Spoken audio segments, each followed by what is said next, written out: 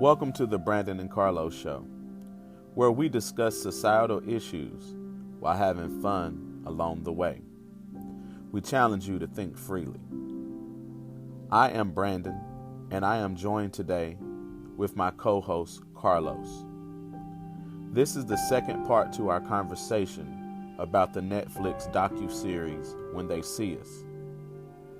The series is based on events of the 1989 Central Park jogger case and explores the lives of the families of and the 5 male suspects who were prosecuted in 1990 on charges related to the rape and assault of a woman in Central Park, New York City, the year before. Why would someone confess to a crime that they didn't commit? This is exactly what Antron McCray, Kevin Richardson, Yusuf Salim, Raymond Santana, and Corey Wise did. But why? I will tell you why. There is a thing called a false confession. See, a false confession is an admission of guilt for a crime for which the confessor is not responsible. False confessions can be induced through coercion or by the mental disorder or incompetency of the accused. Research demonstrates that false confessions occur on a regular basis in case law, which is one reason why jurisprudence has established a series of rules called confession rules to detect and subsequently reject false confessions. Plea agreements typically require the defendant to stipulate to a set of facts establishing that he or she is guilty of the offense. In the United States federal system, before entering judgment on a guilty plea, the court must determine that there is a factual basis for the plea. It is important to remember there was no DNA evidence linking these 5 men to the rape and assault of Trisha Mealy. When the police questioned the guys, they didn't know any facts of the case. The interrogators fed information to lead them to tell on each other. They were promised that if they told on each other, they would go home. But it was just a ploy to get them to confess to a crime they didn't commit. Do something for me. Close your eyes. Focus on your breathing. Listen closely to my voice.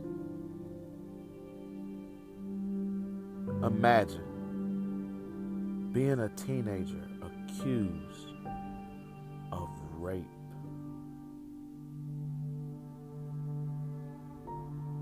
You're biting your nails.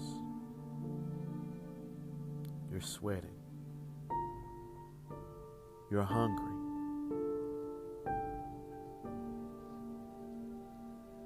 Then men in authority who are much larger than you demand you to confess to a rape of a young lady.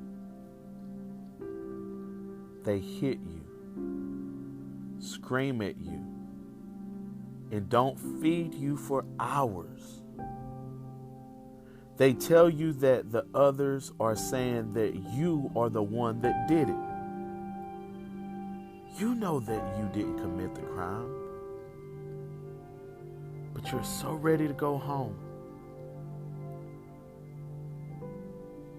You're told that you would never get out of jail. And you feel as though that it's the end of the world And it is, as you know it. One of the worst crimes to go to prison for is rape.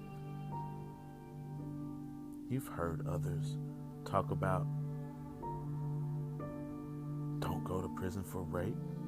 You're from New York City. Have you heard people talk about what they do to people who rape people when they go to prison? It's dark. It's all darkness. But then the police offer you a way out.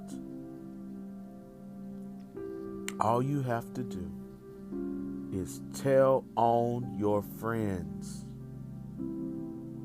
However, these are not your friends. You don't even know them. But you want to go home. So you lie. You tell the story as the cops lead you. The cops are writing your words down as if you came up with them yourself. Then they tell you to sign it. And before you know it, you just confessed to the rape of the Central Park jogger, Trisha Mealy. We're going to continue our discussion today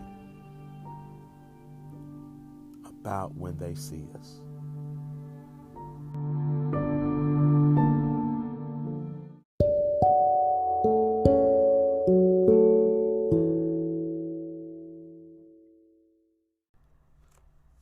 In our last episode, we gave you all a brief overview of the When They See Us Netflix series.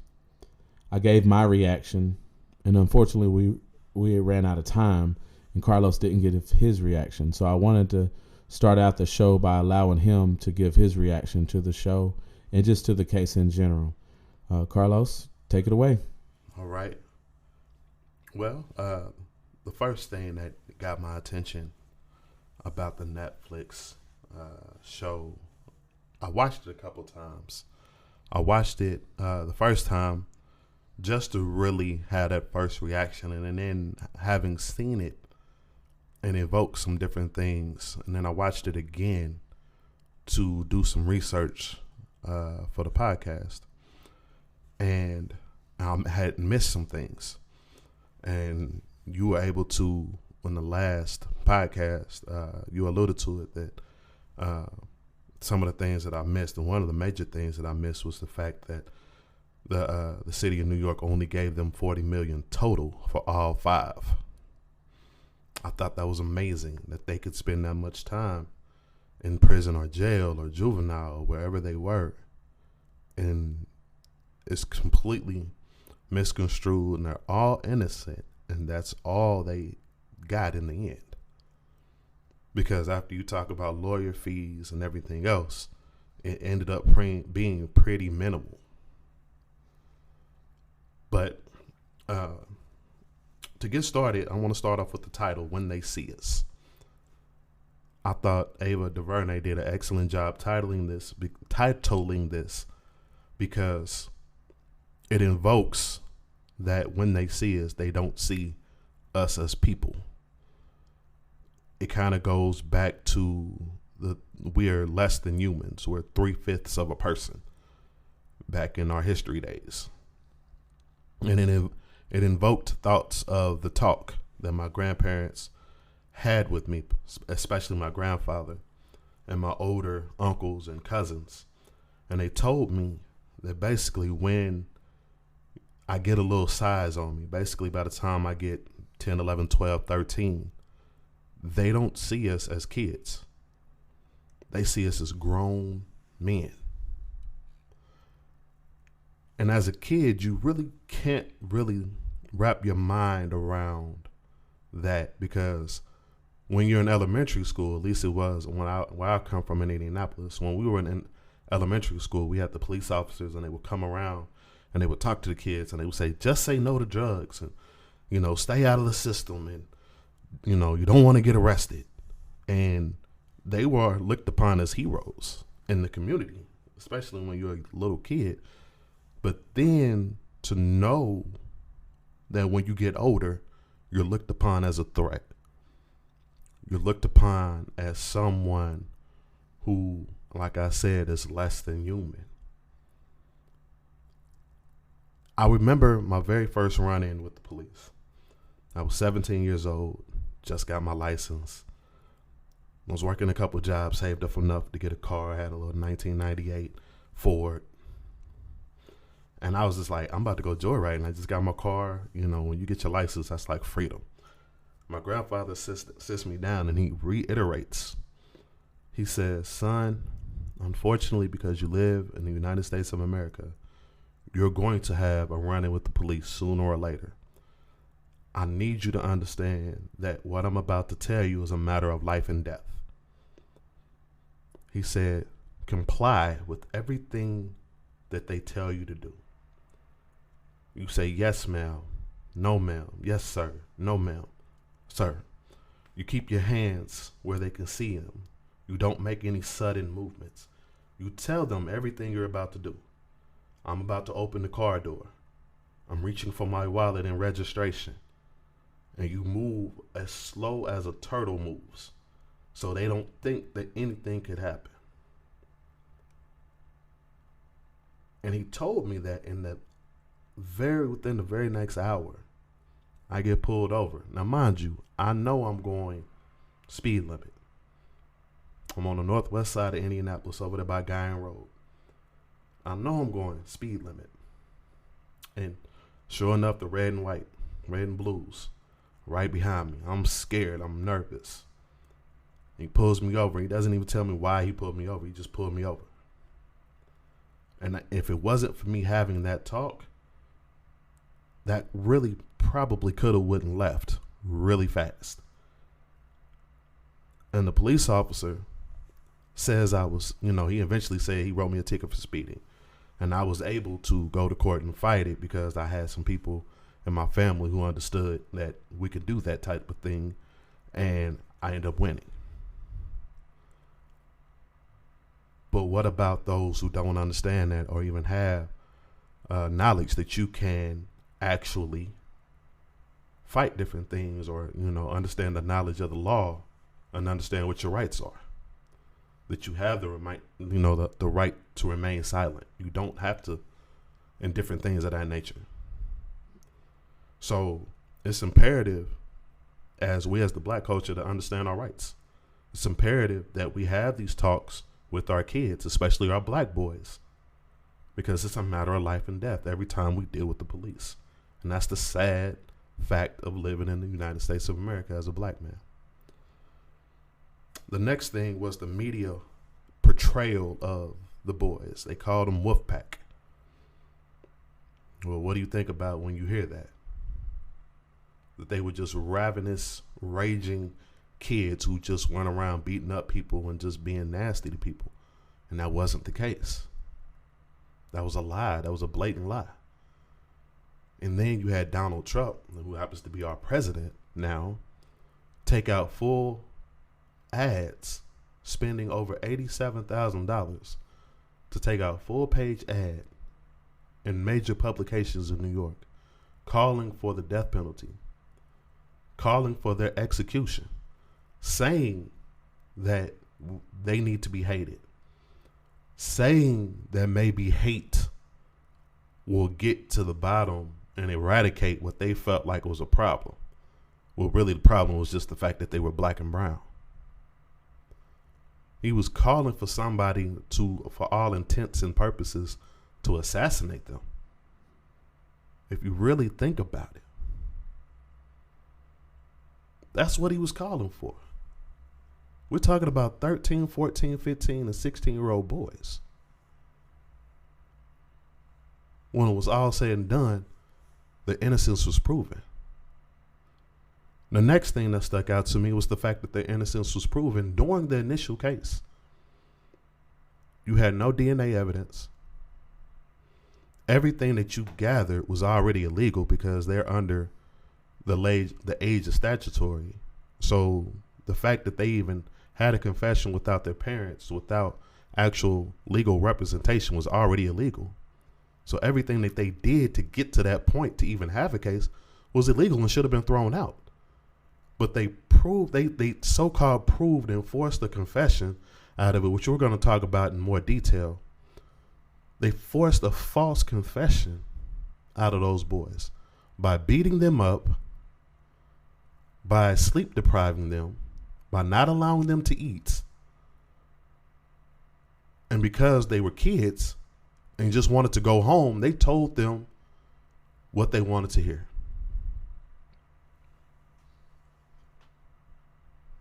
That frustrated me. And I really, at that particular point in time, I had to turn it off because I felt myself slipping into another place where I was just like, it really hurt me and it made me just angry. I felt two different emotions, and they're both powerful emotions. Anger and hurt. To know that this sort of thing goes on all the time, even in 2019, let alone 1989.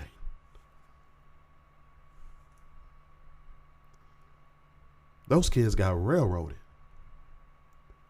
and spent their formative years in prison.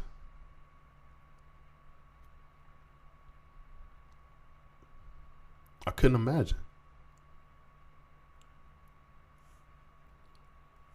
And then one of the other things that stuck out to me was how the parents couldn't protect them because they didn't know the law either.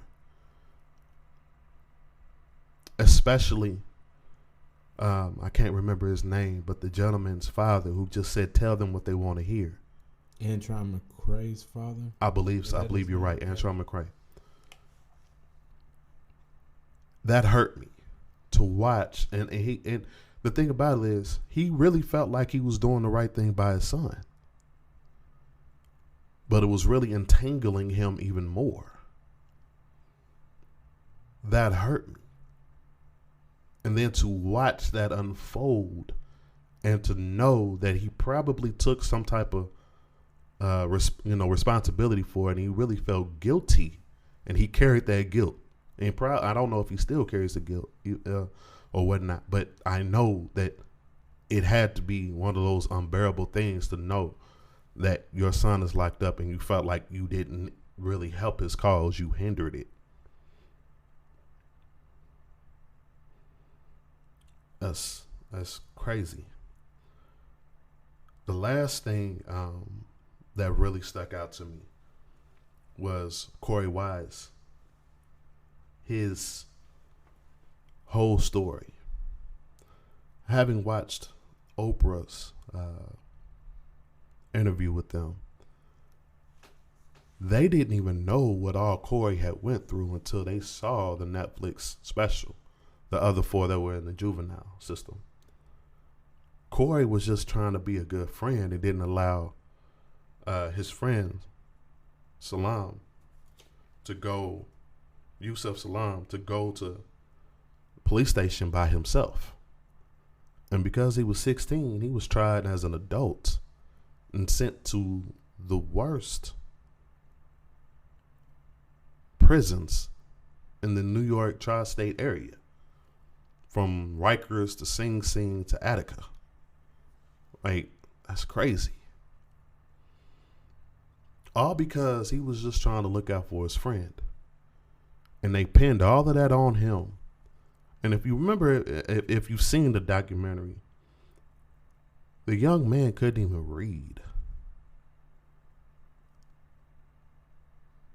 So he had no idea as to what he was even signing, let alone what was actually being done. And they saw that and they took full advantage of it and railroaded him. And then again, you know what goes on in prison and some of the things that he had to endure was ridiculous. All because somebody coerced and lied a confession out of him. Now, my final point is about Linda Fairstein. She frustrated me. She frustrated me because she and others benefited from what they did. They got book deals. Law and Order SVU is patterned and modeled after her because of her position that she had at the time in the New York City Police Department. She made a career off of these 5 young men knowing that she lied. Knowing that she took those boys' lives away. And not caring. Now she's suffering a minor backlash to where she had to step down from her not-for-profit organizations. And she's suffering some minor backlash. Her and the prosecutor who was on the case. She had to step down from Columbia as a law teacher. But we're talking about some 30-some odd years later, a minor backlash. You've already made your millions. You're well set. You are set. You've made millions of dollars off of this case, off of blatant lie. And it reminds me of the Emmett Till situation. Because on her deathbed, and this just came out, I believe, earlier this year. On her deathbed, she blatantly said she lied. So that young man from Chicago, Illinois, who was 12 years old in the deep south in Mississippi, died. A nasty, horrible death, what they did to him. I'm just glad his mother had the courage to have an open casket so they could see what they do to black folk. And on her deathbed, after she's lived her entire life, she says, I lied. Yeah, you had to carry the guilt of that, and you probably, but you lied, and for what? He didn't even whistle at you. You lied. And what was the purpose of your lie? And even if he did whistle at her, he was a kid. Is that a crime? Exactly.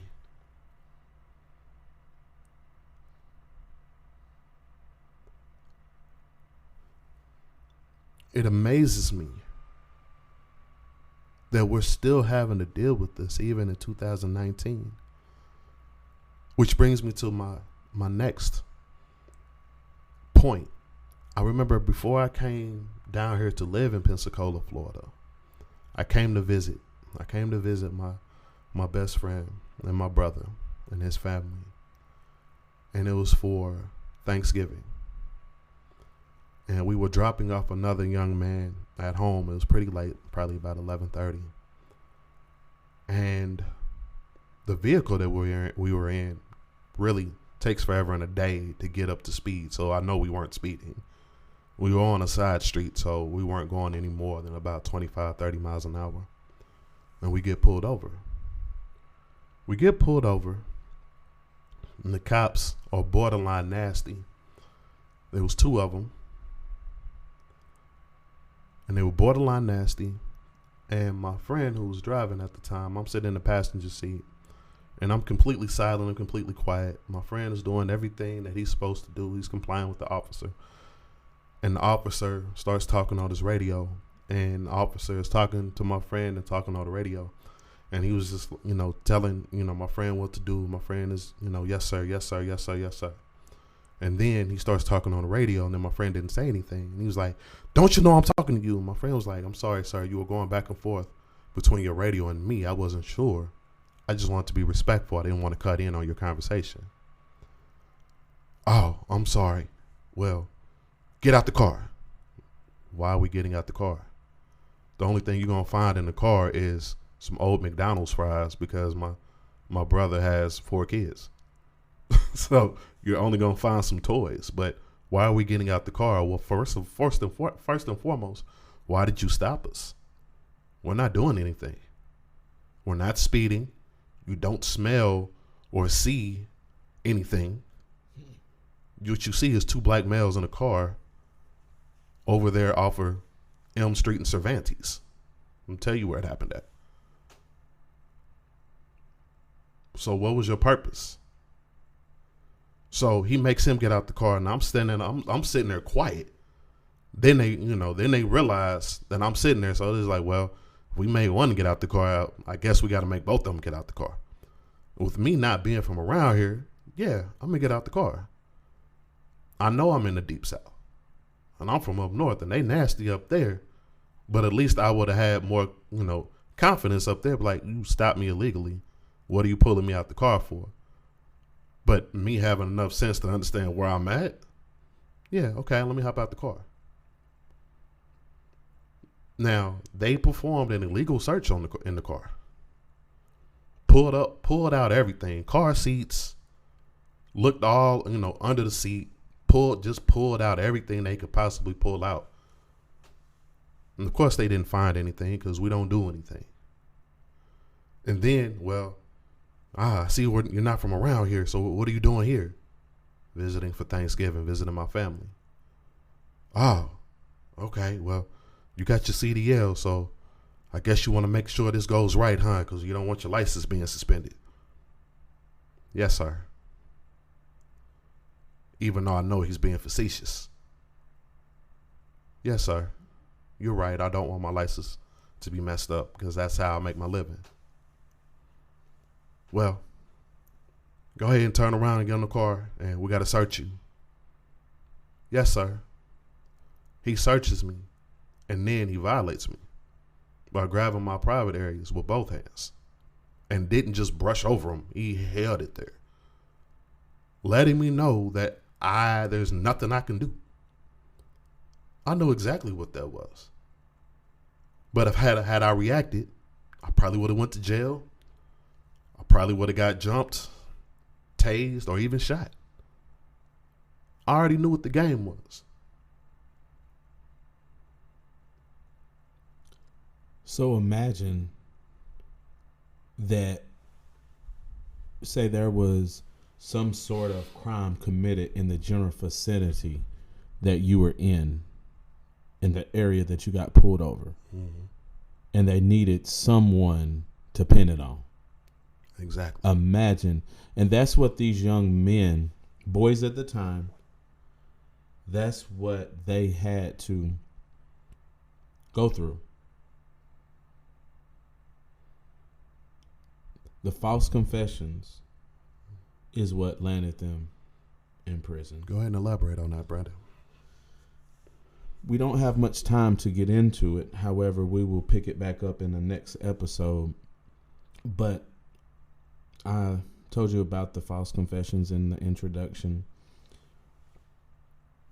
Basically, a false confession is when someone admits to a crime that they didn't commit.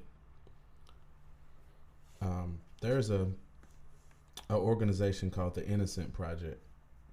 They are responsible to date for getting 365 people exonerated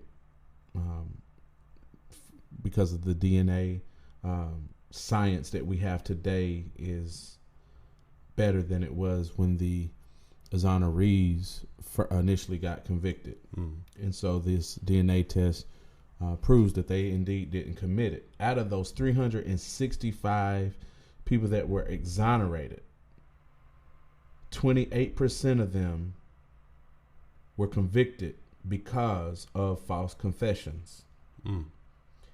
49% of the false confessions were 21 years old or younger at the time of arrest. 33% of the false confessors were 18 years old or younger at the time of the arrest. And then it goes on to say, and I'm reading this from the innocentproject.org website, 10% of the false confessors had mental health or mental capacity issues. Wow. So imagine that was you, or even in your that kids.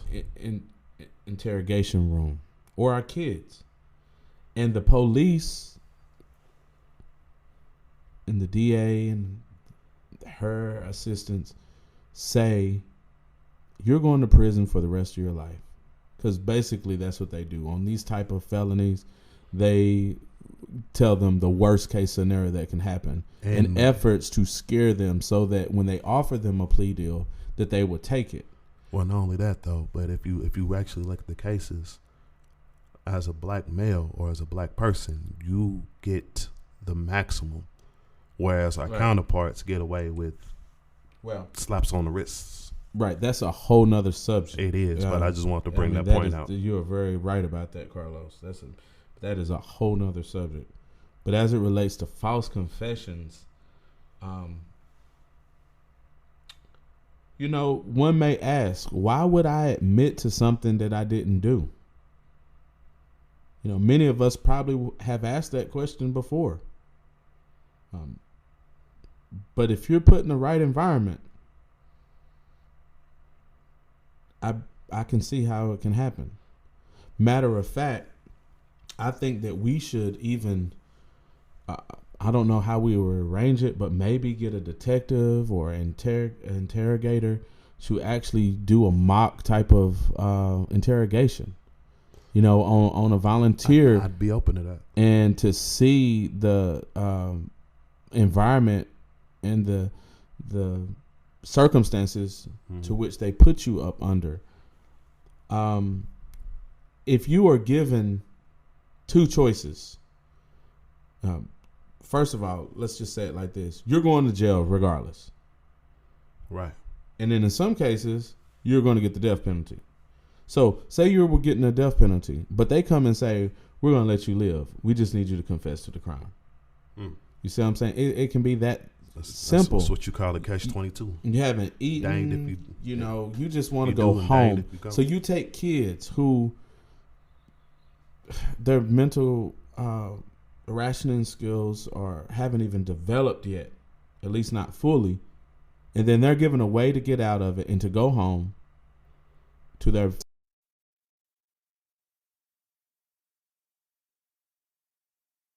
That's how it ended up happening. But that ends our time for today.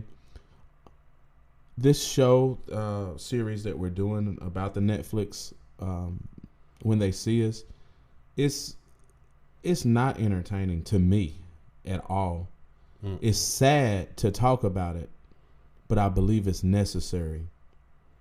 That's it for the Brandon and Carlos show. We appreciate you listening and tuning in. And always remember, we challenge you to think freely. Think for yourself.